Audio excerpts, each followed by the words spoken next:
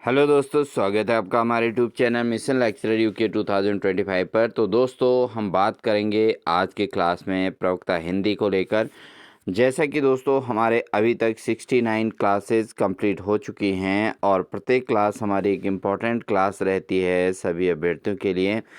तो यहाँ पर आज हम हिंदी के अंतर्गत दोस्तों जो हमारा सिलेबस आया है उसके अकॉर्डिंग हमने फर्स्ट पेपर की पूरी तैयारी करा चुके हैं। जो हमारी लगातार क्लासेज हैं आप उसमें देख सकते हैं। और आज हमारा जो है क्लास 70 है और इसके अंतर्गत हमारा द्वितीय प्रश्न पत्र जो हमारा लगातार क्लासेस चल रही है दोस्तों, उसके अकॉर्डिंग काव्य शास्त्र आलोचना और काव्य व्याकरण का हमारा टॉपिक चल रहा है। तो हमने अपनी जो क्लासेस लगातार चलाई हैं दोस्तों, उसके अंतर्गत हमारा भारतीय काव्य शास्त्र का टॉपिक चल रहा है अभी तक।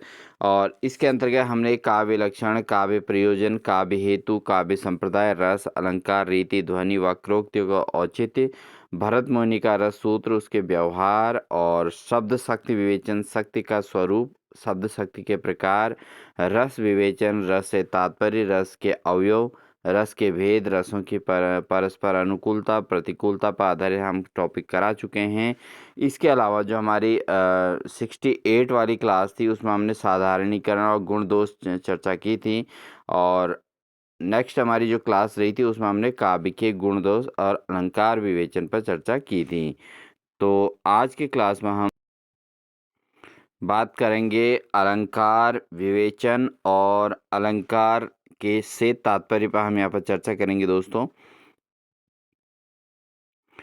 तो बिना देरी किए हुए हम आज के क्लास को स्टार्ट करते हैं। अलंकार से तात्पर्य और अलंकार के मुख्य भेद, इन चीज़ों पर हम चर्चा करेंगे दोस्तों। हमारी जो क्लासेस रहती हैं उसमें लगातार हम पहले व्याख्यान पर चर्चा करते हैं और उसके बाद फिर उस पर आधारित एमसीक्यू प्रश्नों पर चर्चा करते हैं। तो आज का टॉपिक हमारा अलंकार विवेचन और अलंकार से तात्पर्य, और ये हम भारतीय काव्य शास्त्र पर चर्चा कर रहे हैं दोस्तों, इसलिए आप बिल्कुल नोट्स कर बनाते रहिएगा और बिना स्किप किए पूरी क्लास को जरूर वॉच कीजिएगा। आपको एक बेहतरीन प्रिपरेशन आपको हमारे चैनल के माध्यम से मिल रही है। बिना स्किप किए पूरी क्लास जरूर वॉच कीजिएगा। साथ ही चैनल पर नए हैं तो चैनल को सब्सक्राइब कर लीजिएगा दोस्तों। स्टार्ट करते हैं आज की क्लास को।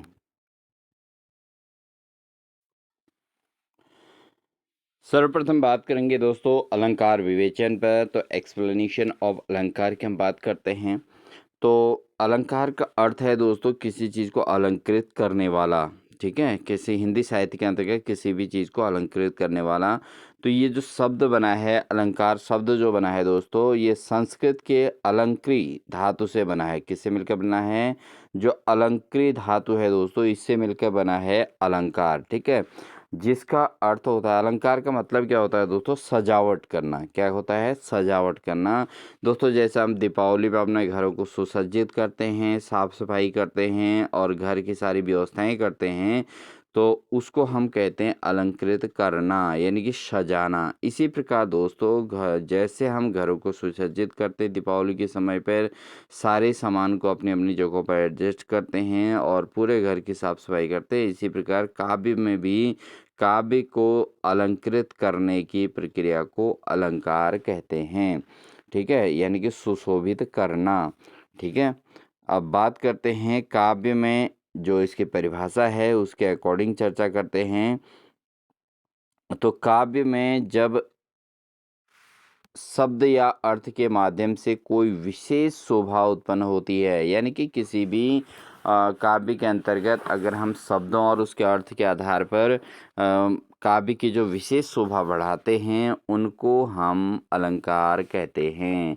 यानी कि शब्द और अर्थ के माध्यम से काव्य की शोभा को बढ़ाना अलंकार कहलाता है दोस्तों। ठीक है, तो ये अलंकार शब्द का अर्थ है, यानी कि आपको इसकी परिभाषा के तौर पे अलंकार की परिभाषा ये बनती है।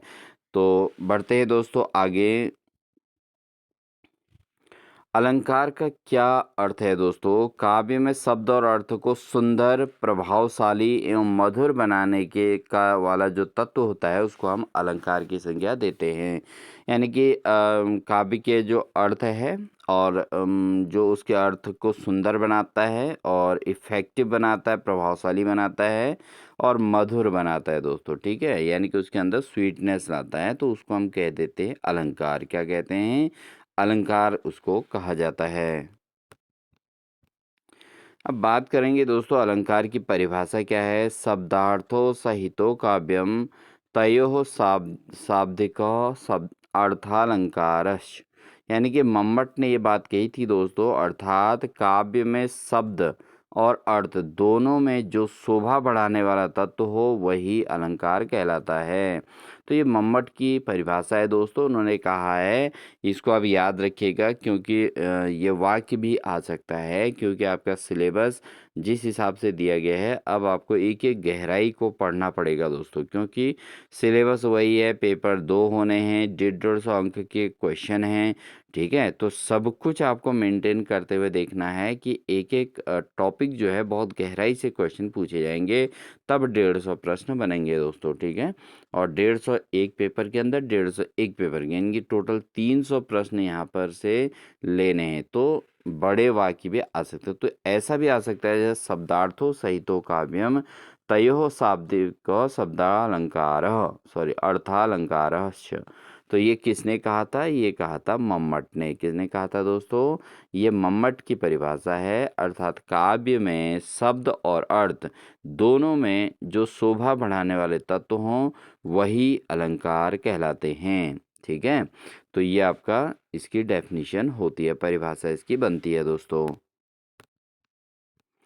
इसके अलावा अगर हम अलंकार को परिभाषित करें दोस्तों, तो अलंकार से तात्पर्य क्या है?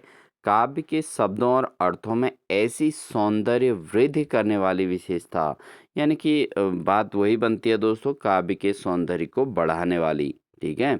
तो सौंदर्य वृद्धि करने वाली जो विशेषता है, यानी कि जो शब्दों का चयन है किसी काव्य के सौंदर्य को बढ़ाने के लिए, यानी कि आप काव्य जो आपने रचनाएँ की, जैसे आप में से बहुत सारे व्यक्ति ऐसे होंगे जिनको हिंदी साहित्य के अंतर्गत काव्य रचना का शौक होगा, ठीक है? आप कविताएँ लिखते होंगे, लेकिन अगर आपके काव्य में सौंदर्य वृद्धि करने वाले शब्द हैं, तो उसको जो पढ़ने वाला होगा, यानी कि जो पाठक उसका आनंद लेना चाह रहा है, अगर उनके पास उन शब्दों के द्वारा काव्य की सौंदर्य को बढ़ता है, तो इट मीन्स वो काव्य को बार-बार पढ़ेंगे और दूसरे को पढ़ने के लिए भी सजेस्ट करते हैं। तो सौंदर्य में वृद्धि करने वाली जो विशेषता है, जो कवि की वाणी को आकर्षक, मधुर और भावपूर्ण बना देती है, उसको हम अलंकार कहते हैं। और अलंकार से कविता में एक तो संगीतात्मकता और उसके बाद गंभीर और इसके अलावा सौंदर्यता को इसकी जो है बढ़ती है। तो ये इसकी डेफिनिशन बनती है। तो अलंकार से जो कविता में क्या क्या होता है दोस्तों, एक तो संगीतात्मकता बढ़ती है, एक भाव गांभीर्यता बढ़ती है और एक सौंदर्य में वृद्धि होती है दोस्तों, ठीक है? इसका अगर एग्जाम्पल देखें तो दोस्तों एग्जाम्पल क्या बनेगा? चांदनी रात में जैसे चांद मुस्कुरा रहा हो। अब देखिए, चांदनी रात में चांद जैसे चांद मुस्कुरा रहा हो, तो दोस्तों देखिए जो चांद है वो चांद का काम ही वही है, यानी कि लगातार चांद ने मतलब रात्रि में आना है। और हर बार जो है आपने देखा होगा अमावस्या पूर्णमासी आती रहती है, बीच के अन्य दिन होते हैं। तो अन्य दिनों में क्या होता है, कभी जो है पूरी रात अंधेरी होती है, कभी चाँद के से जो है रात में हल्का उजाला रहता है, कभी पूरा चाँद चमकता है। तो ये सारे क्या हैं, लेकिन यहाँ पर जो है वो ये तो एक प्रक्रिया है, ठीक है? ये तो होना ही होना है। बट यहाँ पर जो है अगर काव्य के अंतर्गत ये वर्डों का यूज़ किया जाए, चाँदनी रात में जैसे चाँद मुस्कुरा रहा हो, तो ये क्या है? चाँद मुस्कुरा रहा है। तो यहाँ पर कौन-सा अलंकार यहाँ पर रख दिया? रूपक अलंकार, यानी कि चाँद के मुस्कुराने की बात कह दी और अलंकार कौन-सा बन गया दोस्तों? रूपक अलंकार, यानी कि उसके रूप को प्रस्तुत करने की प्रक्रिया हो जाती है, तो रूपक अलंकार हो जाता है दोस्तों। अब बात करते हैं दोस्तों अलंकार के भेद, टाइप्स ऑफ अलंकार। तो अब मुख्यतः अलंकार दोस्तों 2 माने गए हैं, 2 प्रकार के अलंकार माने गए हैं और ये 2 होते हैं दोस्तों, एक तो होता है शब्दालंकार और दूसरा होता है अर्थालंकार, ठीक है? यानी कि जो शब्दों का प्रयोग करके काव्य की शोभा को बढ़ाते हैं, उनको हम शब्दालंकार कहते हैं और कुछ अलंकारों में क्या होता है कि शब्द के जो अर्थ हैं, वो बहुत विशेष अर्थ निकलते हैं, यानी कि 2 या 2 से अधिक अर्थ अगर निकलते हैं, तो वहाँ पर जो है हम उसको अर्थालंकार की संज्ञा दे देते हैं। शब्दालंकार का अर्थ है दोस्तों शब्द अलंकार जब शोभा शब्दों के प्रयोग से उत्पन्न होती है, यानी कि अगर हम शब्दों के प्रयोग करके काव्य की शोभा को बढ़ाते हैं, तो शब्दालंकार यहाँ पर कहलाता है। शब्द अलंकार दोस्तों हमारे इसके जो मुख्य प्रकार हैं ये टोटल 6 प्रकार के होते हैं। पहला है अनुप्रास अलंकार, दूसरा है यमक अलंकार, तीसरा है श्लेष अलंकार, चौथा है पुनरुक्ति प्रयोग है, पांचवा है अनन्वय और छठा है छंदोभंग। ठीक है, तो यहाँ पर जो शब्दालंकार होते हैं दोस्तों वो टोटल 6 प्रकार के होते हैं। अनुप्रास अलंकार, यमक अलंकार, श्लेष अलंकार, इसके अलावा आपका पुनरुक्ति प्रयोग अलंकार, अनन्वय अलंकार और छंदोभंग अलंकार, टोटल मिला के 6 अलंकार यहाँ पर होते हैं दोस्तों। ठीक है, तो 6 प्रकार के अलंकार है, अनुप्रास अलंकार, यमक अलंकार, श्लेष अलंकार दोस्तों, पुनरुक्ति प्रयोग अलंकार, अनन्वय अलंकार, छंदोभंग अलंकार। इनको आप जरूर याद कर लीजिएगा, टोटल 6 प्रकार के हैं जो आपके शब्दालंकार के अंतर्गत आते हैं। ठीक है, अब बात करेंगे दोस्तों अर्थालंकार। तो अर्थालंकार में भी कॉमन अलंकार आपने जो स्टडी किए हैं वो अर्थालंकार के अंतर्गत भी आते हैं। जैसे हमारे कॉमनली जो अलंकार हैं दोस्तों, एक तो अनुप्रास है, यमक है और श्लेष है, ये शब्दालंकार में मुख्यतः यूज होते हैं।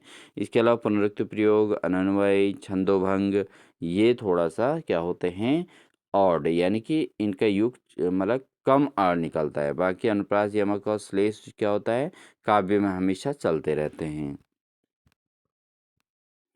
अर्थालंकार दोस्तों जब शोभा अर्थ या भाव से उत्पन्न होता है। अब जैसे काव्य के अंतर्गत क्या होता है कि काव्य के में जो शब्दों के भाव हैं, है ना, जो शब्द से सीधे अर्थ प्रयुक्त करते हैं, यानी कि शब्द के माध्यम से जो काव्य की शोभा बढ़ाते हैं दोस्तों, उनको हम शब्दालंकार कह देते हैं। लेकिन अर्थालंकार में क्या होता है कि शब्द के अर्थ और उसके भाव से जो काव्य को अलंकृत करता है उसको हम अर्थालंकार कहते हैं।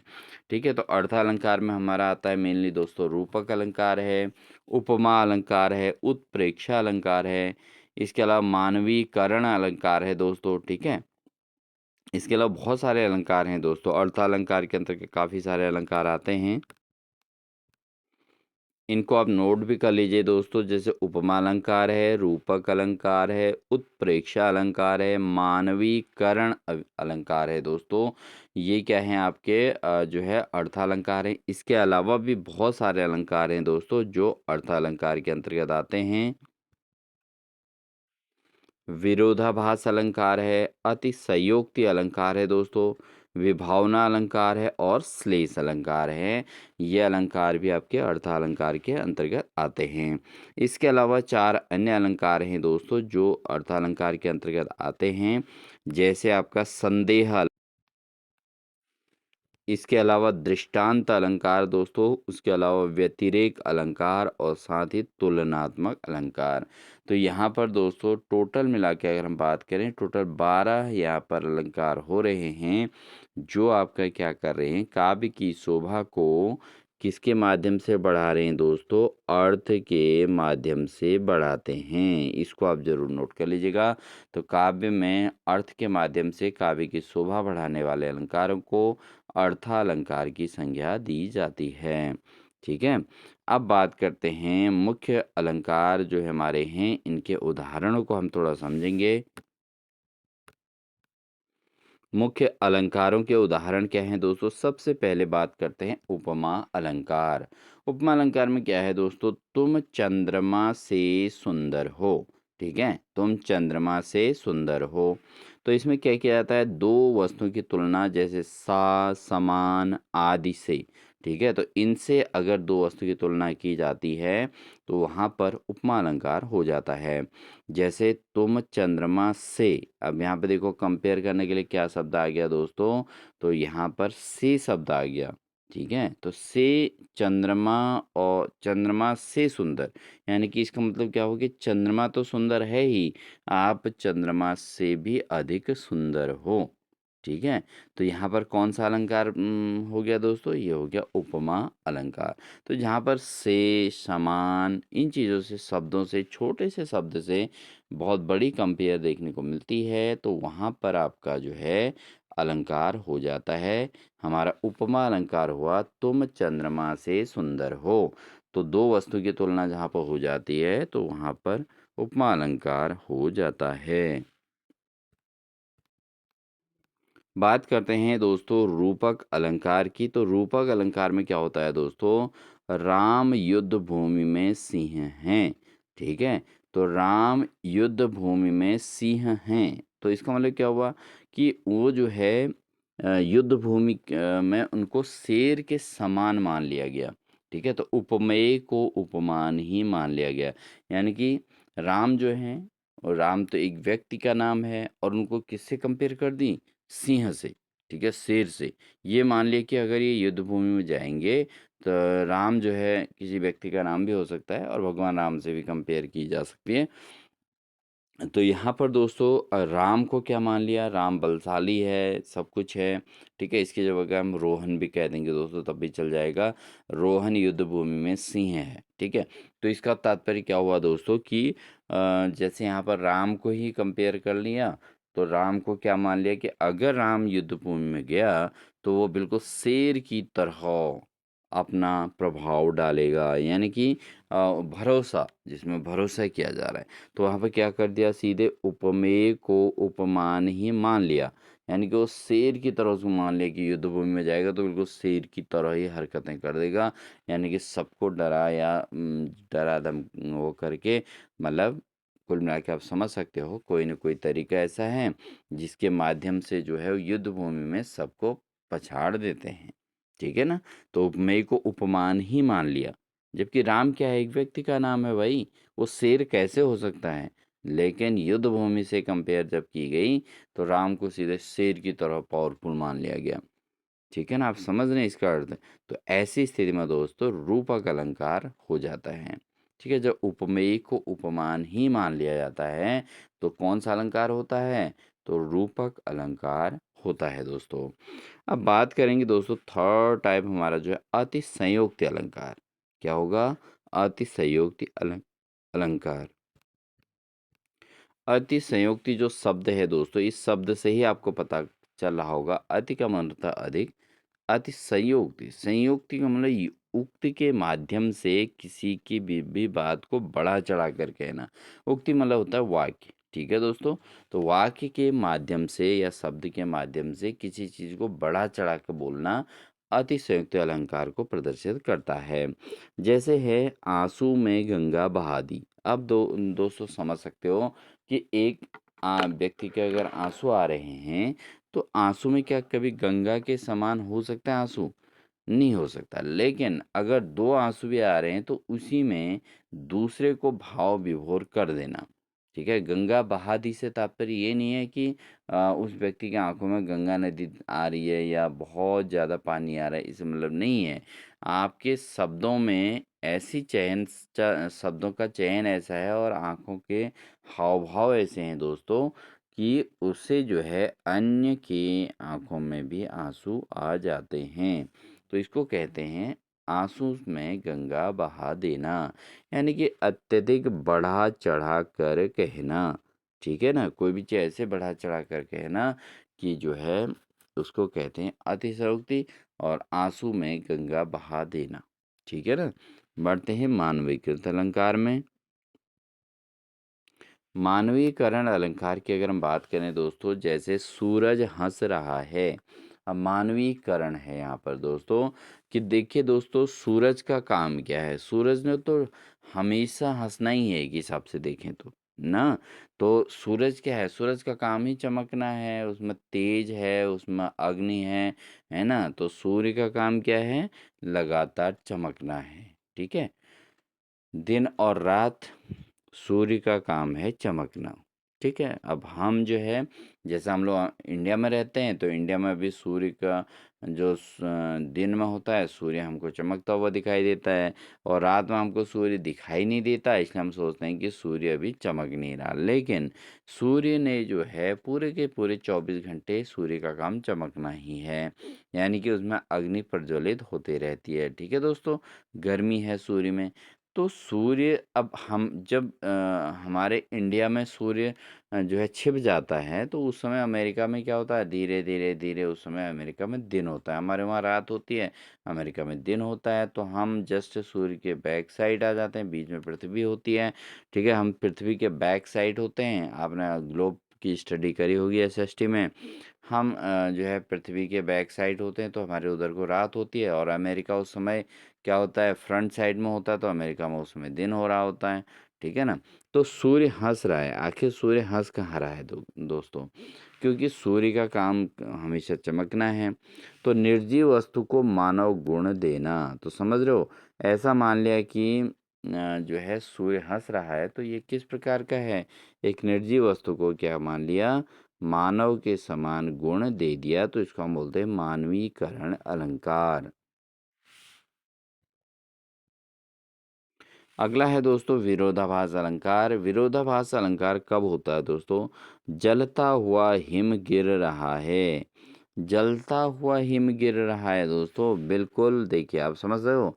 एक तो जलने की बात कह दी, और एक हिम। हिम क्या होता है? बर्फ गिर रहा है। क्या बर्फ कभी जलता है? सोचने वाली बात है दोस्तों, है ना? क्योंकि जलता कौन है? अग्नि है ना? कोई चीज़ जलेगी तो भाई अग्नि प्रज्वलित होगी, गर्मी पैदा होगी। और हिम क्या होता है? बर्फ के गिरने से क्या होती है दोस्तों? अग्नि तो पैदा नहीं हो सकती, गर्मी भी नहीं हो सकती है। जहाँ बर्फ होगी वहाँ पर ठंडा होगा। लेकिन ऐसे शब्दों के द्वारा उसको बना दिया गया, काव्य का सौंदर्य ऐसे बढ़ा दिया गया कि जलता हुआ हिम गिर रहा है। तो यहाँ पर विरोधी बातें एक साथ, यानी कि विरोधाभास यहाँ पे हो जाता है, ठीक है? अगर कोई सुनेगा जलता हुआ हिम गिर रहा है, दोस्तों काव्य के अंतर्गत सोचिए, जलता हुआ हिम गिर रहा है, तो सोच सकता है कोई व्यक्ति, अरे हिम बर्फ भी जलता हुआ गिर रहा होगा। नहीं, वैसे सोच सकता है जिसको उस चीज़ की वास्तविकता का पता नहीं है। लेकिन जिसको अर्थ पता होगा वो कहेगा, अरे बर्फ जलता हुआ हिम कैसे हो सकता है भाई? हिम कभी जल सकता है? तो हिम, जहाँ पर हिम होता है वहाँ तो ठंडक होती है, जहाँ जलता हो, जो चीज़ जल रही होती है, तो वहाँ गर्मी पैदा होती है, क्रोध का भाव उत्पन्न होता है, ठीक है? जलन से क्या होता है? क्रोध भाव होता है ना दोस्तों, आप समझ रहे हो? यानी कि अगर आप किसी व्यक्ति से विशेष में, अगर कोई भी बातों से अगर किसी के अंदर जलन आती है, अगर व्यक्ति दो या दो से अधिक व्यक्ति अगर बात कर रहे हो, अगर किसी के अंदर जलन का भाव होगा, यानी कि ईर्ष्या का भाव होगा, तो क्रोध उत्पन्न होगा। क्रोध भी क्या है? एक अग्नि है ना? और हिम गिर रहा है, हिम मतलब बर्फ, क्या है? बर्फ ठंडक है, शांत रस की ओर ले जाएगा। तो दोनों विरोधी चीज़ें हैं दोस्तों, समझ रहे हो? तो ये विरोधी बातें जब एक साथ हो जाती है, तो वहाँ पर क्या हो जाता है? विरोधाभास अलंकार हो जाता है दोस्तों। समझ गए? तो आई होप आपको ये अच्छे से समझ में आ रहा होगा दोस्तों। अगर समझ में आ रहा है तो वीडियो को लाइक करना आपका कर्तव्य बनता है दोस्तों, ठीक है? हमारा कार्य है लगातार आपको पढ़ाना, आपके सिलेबस के अकॉर्डिंग जो हमने जिम्मेदारी ले रखी है, हम उसको लगातार निर्वहन कर रहे हैं। और आप भी, एक चीज़ आपसे भी हम्बल रिक्वेस्ट है दोस्तों, एक तो आप वीडियो को लाइक कर दीजिएगा, साथ ही अपने दोस्तों को, मैक्सिमम दोस्तों को इस वीडियो को शेयर जरूर कर दीजिएगा दोस्तों, ठीक है ना? और चैनल पर अगर जो अभ्यर्थी नए आ रहे हैं, वो चैनल को सब्सक्राइब जरूर कर दीजिएगा, ठीक है? तो अब हम इस पर आधारित एमसीक्यू प्रश्नों के माध्यम से इसको आपको क्लैरिफाई करेंगे, क्योंकि हमारा टारगेट इस सेकंड पेपर के सिलेबस को भी कंप्लीट करना है, और साथ ही फिर आपको विशेष प्रकार के क्लास के माध्यम से आपकी फाइनल प्रिपरेशन के लिए हम कुछ नई चीज़ आपको करके देंगे, ठीक है दोस्तों? जिससे आपको कोई चीज़ भूलोगे भी नहीं, और आप एग्ज़ाम अच्छे से अच्छा खासा स्कोर कर पाएंगे। अगला है दोस्तों, अब एमसीक्यू प्रश्न के माध्यम से हम बात करेंगे दोस्तों। पहला प्रश्न है, अलंकार शब्द का अर्थ क्या है? तो बहुत आसान से प्रश्न भी हमने रखे हैं दोस्तों, थोड़ा इजी, थोड़ा मध्यम और फिर हार्ड टाइप के क्वेश्चन रखे हैं। तो आप सभी प्रकार के क्वेश्चन को अटेंड करिए और अपना जो क्रिटिकल लग रहे हो उनको नोट कर लीजिएगा, ठीक है दोस्तों। तो अलंकार शब्द का अर्थ क्या है? तो सुंदरता, सजावट, शोभा बढ़ाने वाला है, उपरोक्त सभी। तो दोस्तों यहाँ पर जो 3 शब्द दे रखे हैं, तीनों के तीनों सब कुछ अच्छे हैं। अलंकार शब्द का अर्थ क्या होता है दोस्तों? सुंदरता होएगी ही। सजावट हमने बताया था, घर की सजावट जैसे हम करते हैं वैसे अलंकार भी है, काव्य की सजावट करता है। काव्य की शोभा बढ़ाने वाला, बिल्कुल आसान से तीनों जो है परिभाषाएं हैं, तीनों अर्थ हैं। तो ये उपरोक्त सभी इसका सही आंसर हो जाएगा, यानी कि ऑप्शन नंबर डी दोस्तों इसका सही आंसर होगा। दूसरा प्रश्न है दोस्तों, अलंकार शब्द किस धातु से बना है? तो जो अलंकार शब्द है दोस्तों किस धातु से बना है? पहला है लंक, कृक, अलंकृ, अंक। तो अलंकार जो शब्द बना है दोस्तों किस धातु से बना है? वो बना है अलंकृ। किससे बना है दोस्तों? अलंकृत धातु से बना है, इसलिए ऑप्शन नंबर सी इसका सही आंसर हो जाएगा। इसको आप याद कर लीजिएगा दोस्तों, बहुत इंपॉर्टेंट प्रश्न ये बन सकता है कि अलंकार शब्द किस धातु से बना है। हालांकि ये द्वितीय पेपर है, थोड़ा कठिन होगा, लेकिन ये जो है आपका यूजफुल हो सकता है। अगला प्रश्न है दोस्तों, काव्य में अलंकार की क्या भूमिका होती है? तो काव्य के अंतर्गत अलंकार की भूमिका क्या होती है दोस्तों? काव्य को सजाना, काव्य को सरल बनाना, काव्य को अर्थपूर्ण बनाना या काव्य को अलंकारहीन बनाना। तो काव्य में जो अलंकार की भूमिका रहेगी दोस्तों क्या है? वो काव्य को सजाने का कार्य करता है। क्या करता है? काव्य को सजाने का कार्य करता है। तो काव्य में अलंकार की जो भूमिका है वो काव्य को सजाने की है। तो इस आधार पर देखें तो ऑप्शन नंबर ए इसका सही आंसर हो जाएगा। काव्य को सरल बनाना नहीं होता है दोस्तों, अर्थपूर्ण बनाना। ऐसा ज़रूरी नहीं है कि हम काव्य में शब्द डाल दें और पूरे काव्य का अर्थ निकल जाए, ऐसा नहीं है। अलंकारहीन बनाना ये तो बिल्कुल ही गलत आंसर है दोस्तों, ठीक है ना। तो आप समझ सकते हैं कि काव्य का में अलंकार का अर्थ है काव्य को सजाना।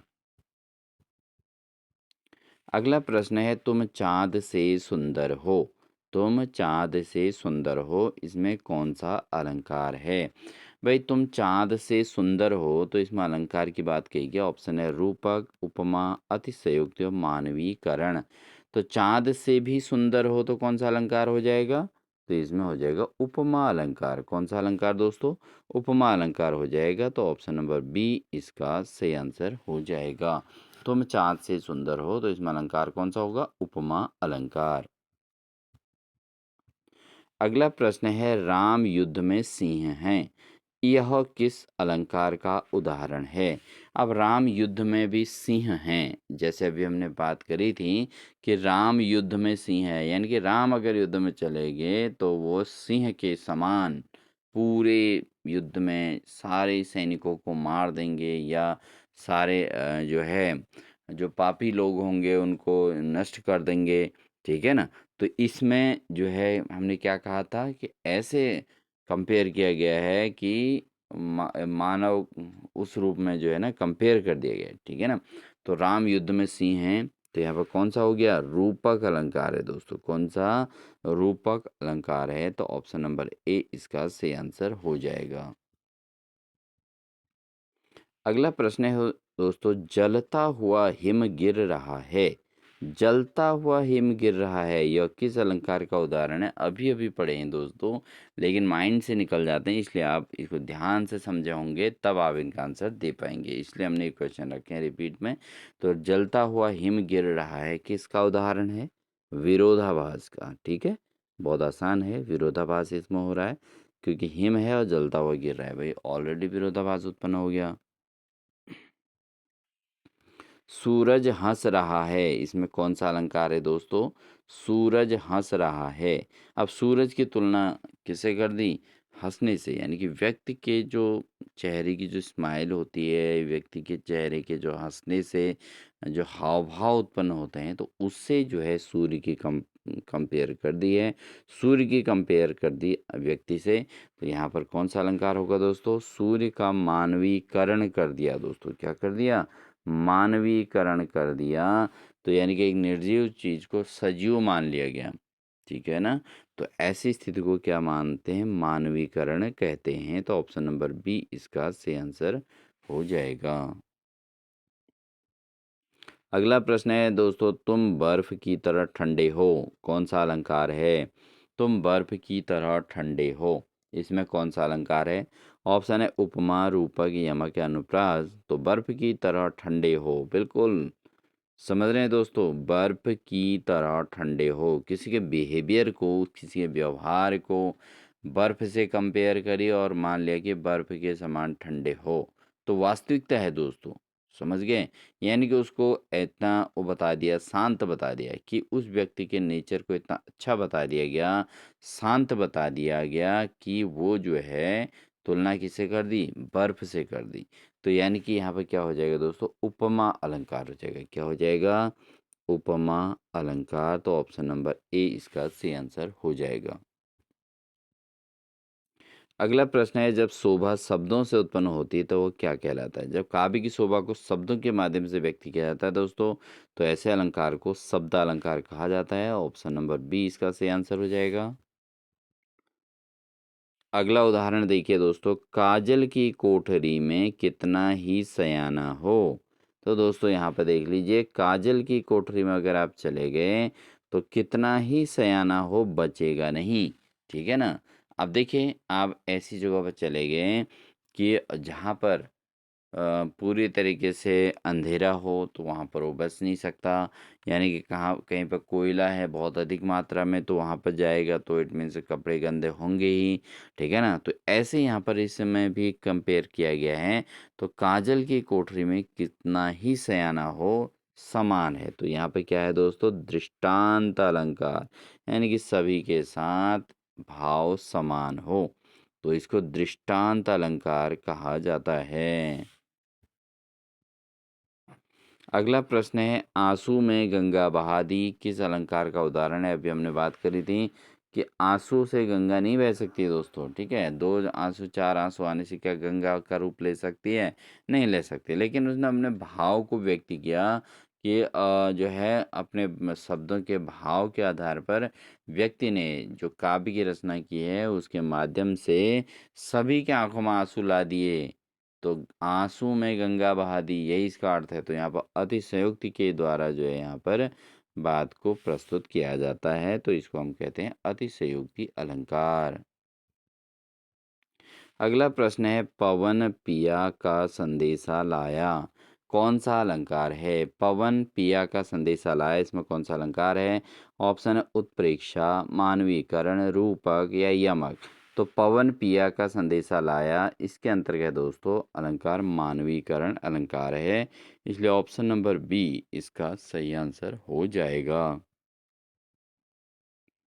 अगला प्रश्न है, तुम जल में कमल समान सुंदर हो। तुम जल में कमल के समान सुंदर हो, इसमें कौन सा अलंकार है। ऑप्शन है उपमा, रूपक, यमक या विरोधाभास। तो दोस्तों तुम जल के समान सुंदर हो, तो इसमें अलंकार कौन सा हुआ, इसमें हुआ दोस्तों उपमा अलंकार। कौन सा अलंकार, उपमा अलंकार दोस्तों इसमें है, इसलिए ऑप्शन नंबर ए इसका बिल्कुल सही आंसर हो जाएगा। अगला प्रश्न है, धनुष में ने गर्जना की, धनुष ने गर्जना की कौन सा अलंकार है। तो धनुष ने गर्जना की में कौन सा अलंकार है। ऑप्शन है अतिशयोक्ति, मानवीकरण, रूपक या दृष्टांत। तो धनुष ने गर्जना की में जो अलंकार है दोस्तों वो है आपका मानवीकरण अलंकार। तो ऑप्शन नंबर बी इसका सही आंसर रहेगा। अगला प्रश्न है, शब्दालंकार का प्रमुख कार्य क्या है। तो जो शब्दालंकार होता है उसका प्रमुख कार्य क्या है। भाव सौंदर्य, ध्वनि सौंदर्य, तर्क संगति, विचार विस्तार। तो शब्दालंकार का जो मुख्य कार्य है दोस्तों वह है ध्वनि सौंदर्य। क्या है, ध्वनि सौंदर्य है दोस्तों शब्दालंकार का मुख्य कार्य, इसलिए ऑप्शन नंबर बी इसका सही आंसर रहेगा। बढ़ेंगे दोस्तों अगले प्रश्न में, राम नाम ही सबसे बड़ा धन है किस अलंकार का उदाहरण है। तो राम नाम जो है वही सबसे बड़ा धन है, किस प्रकार का अलंकार है। तो ये है दोस्तों आपका श्लेष अलंकार। कैसा अलंकार है दोस्तों, श्लेष अलंकार है, इसमें राम नाम को ही सबसे बड़ा धन माना गया है। तो यहाँ पर जो है दोस्तों श्लेष अलंकार होता है। अगला प्रश्न है, कविता आत्मा की आवाज़ है, कौन-सा अलंकार है? तो कविता को जो है आत्मा की आवाज़ के तौर पे माना गया है, इनकी जो कविताएँ गाई जाती हैं, वो आत्मा की आवाज़ है। तो वास्तविकता भी इसके अंतर्गत है दोस्तों, क्योंकि जो मन से जो आवाज़ निकलती है, वही काव्य के तौर पर अगर प्रदर्शित किए जाए, तो वो जो है एक वास्तविक भाव को व्यक्त करती है। तो यहाँ पर कौन-सा अलंकार होगा? रूपक अलंकार होता है। दोस्तों, ये जो अलंकार हैं, इनको हम शब्द मतलब इनकी पूरी परिभाषा सहित अलंकारों के भेद को जब हम स्टडी करेंगे, तो हम उसको पूरे अच्छे से पढ़ने वाले हैं। शायद नेक्स्ट क्लास में हम इसको पढ़ेंगे। तो इसके लिए आप बिल्कुल निश्चिंत रहिएगा। अभी तो हम शब्दालंकार और अर्थालंकार के माध्यम से इनको पढ़ रहे हैं। ठीक है? तो हम जब इसको डिटेल अलंकारों को ही पढ़ेंगे, तो वहाँ पर हम उसका पूरा अर्थ बताएँगे। ठीक है? उसका अर्थ बताते हुए इसके भाव को व्यक्त करेंगे, तब आपको जो है किसी भी अलंकार को पहचानना आसान हो जाएगा।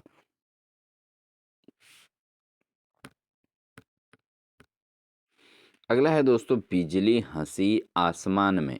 बिजली हँसी आसमान में कौन-सा अलंकार है? ऑप्शन है विरोधाभास, मानवीकरण, रूपक या अतिशयोक्ति। तो दोस्तों, बिजली हँसी आसमान में कौन-सा अलंकार हो जाएगा? ये हो जाएगा मानवीकरण।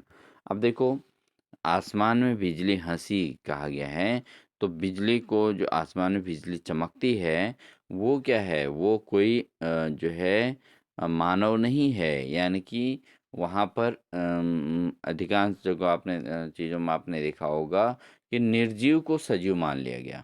ठीक है ना? निर्जीव को क्या मान लिया गया? सजीव मान लिया गया। यानी कि एक मानव से तुलना कर दी गई आसमान की जो बिजली है। तो यहाँ पर कौन-सा अलंकार हो गया? मानवीकरण। ठीक है?